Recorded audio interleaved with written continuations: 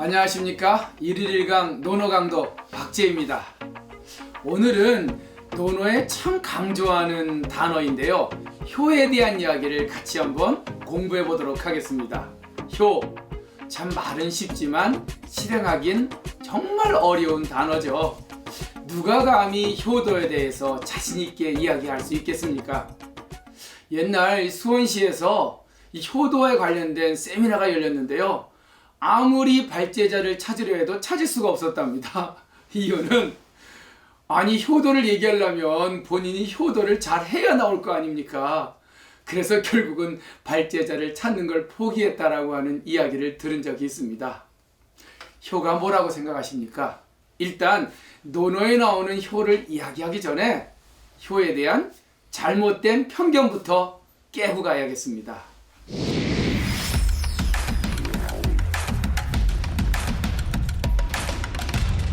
효, 제가 몇 가지 예를 들을 테니까요, 이게 진짜 효인지 한번 판단해 보십시오.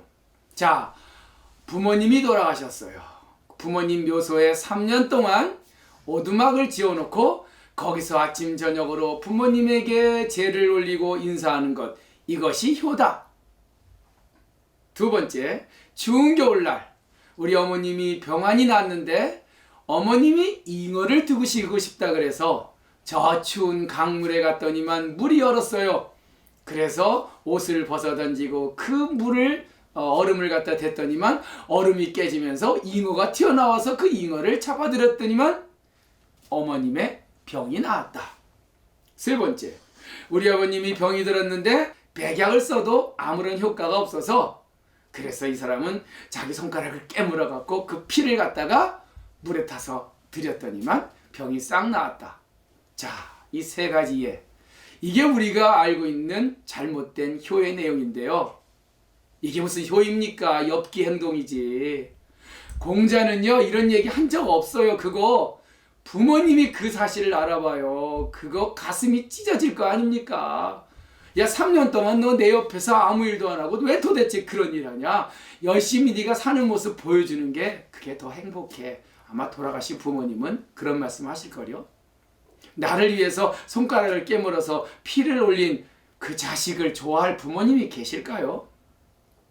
우리가 효에 대한 잘못된 오해 중에 하나가 이렇게 효를 뭐 엽기적이고 신비적이고 신화적인 형태로 만들었다는 데서 효가 정말 행할 수 없는 이상한 윤리로 변질되었다는 것입니다.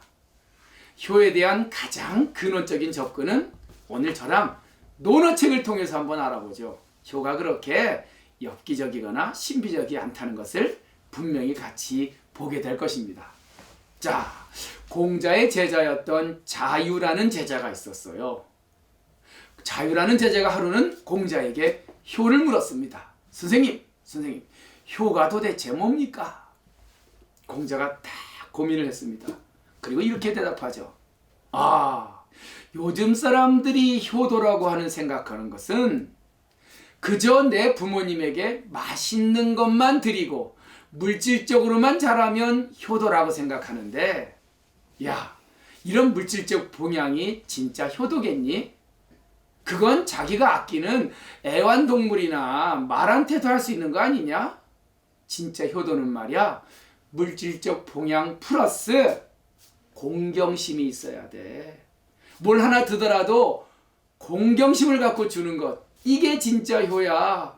공경심이 없다면 내가 사랑하는 애완동물에게 하는 그 물질적 봉양이나 내 부모에게 하는 물질적 봉양이나 무슨 차별이 있겠니? 예, 이 논어에 나오는 구절입니다. 이게 이 위정편 7편에 나오는 얘기인데요, 참 원문을 같이 한번 읽어볼까요? 자유문유한데 자유란 제자가 효에 대해서 물었다. 자왈, 공자가 말하기를 금지효자는 요즘 시대의 효라고 하는 것은 시위 능양이니, 이것은 능히 봉양만 잘한다고 사람들은 생각하고 있는데, 견마라도 이를 찢자 개견자의 말맞자, 그런 물질적 봉양은 내가 아끼는 개나 말에 이르러서라도 개유능양이라 모두 다 할 수 있는 물질적 봉양인 것이다. 그러니 불경이면 여기가 중요합니다. 안 입을 자에 공경할 경자. 제대로 공경심이 없는 물질적 봉양이라면 하이 벼롤이요. 이런 봉양을 무슨 애완견에 대한 그 봉양과 차별성이 있겠는가? 너무 명쾌합니다. 효라는 것이 물질적 봉양 중요하죠. 그러나 거기에 공경심이 내재되어 있을 때 참으로 아름다운 효도가 완성된다는 이 공자의 이야기. 사실 요즘 시대에 물질적 봉양 제대로 하는 것도 쉽지 않아요. 내가 가진 돈 자식에겐 쓰기 쉬워도요, 나를 낳은 부모한테 주는 건 아무래도 그리 쉬운 일은 아니 듯합니다. 그런데 아무리 물질적 봉양을 잘한다고 해도 공경심은 꼭 들어가야 돼요. 모든 사람들이 보는 가운데서 부모님한테 용돈 준다고 그것도 그냥 좀 아껴 쓰세요, 자꾸만 돈만 달라고 하지 말고 이렇게 준다면 그건 자기 애완견한테 밥 주는 거랑 똑같아요. 그걸 어찌 효도라고 감히 얘기할 수 있겠습니까? 물론 이런 물질적 봉양도 안 하는 정말 불효자들도 많고요. 저는요, 효라고 하는 건 단순히 그저 절이나 잘하고 그저 맛있는 것만 사드리고 어버이날 티켓 끊어서 공연 보여드리고 여행 보내드리고 참 어려운 일이지만 그 안에 진심, 이 공경심, 이 존중감이 없다면 아마 그 효를 받는 부모님들은 한쪽에 가슴이 허전함을 느끼실 거란 생각이 들어요. 공경심은 효도에서 시작해서 인간관계로 넘어갑니다.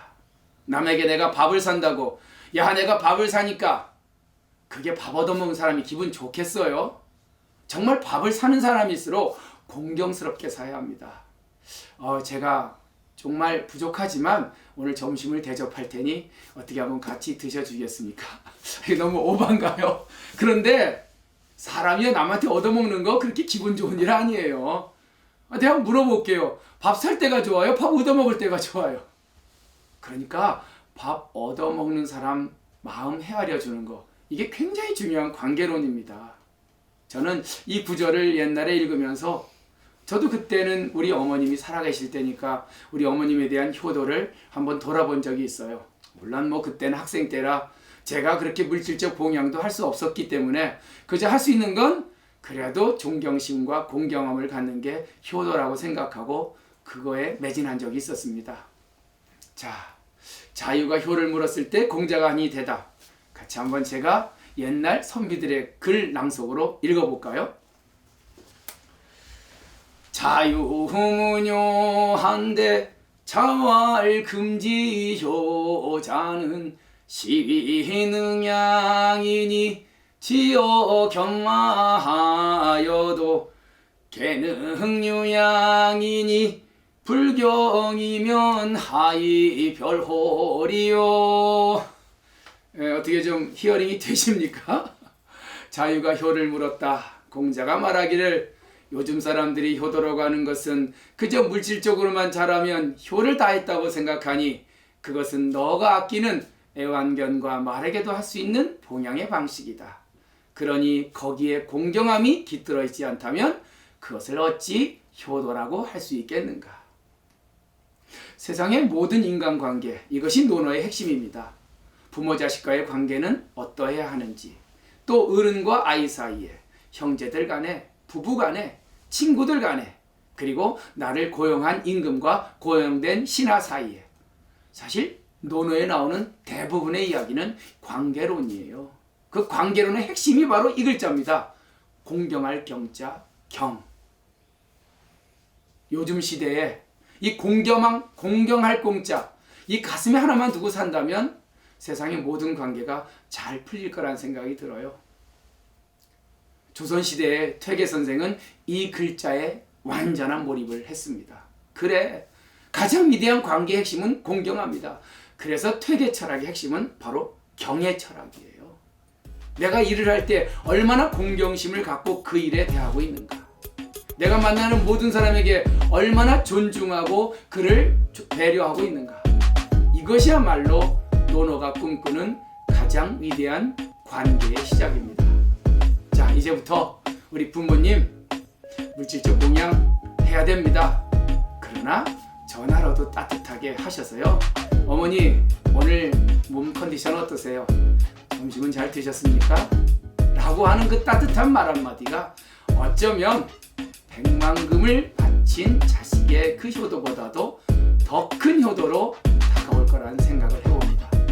효, 엽기도 아니고 그저 신비도 아니고 조그만 존경심을 늘 표현하는 것, 이것이 효라는 이야기를 같이 한번 느끼면서 논어에 나오는 효에 대한 공부를 해보았습니다. 감사합니다.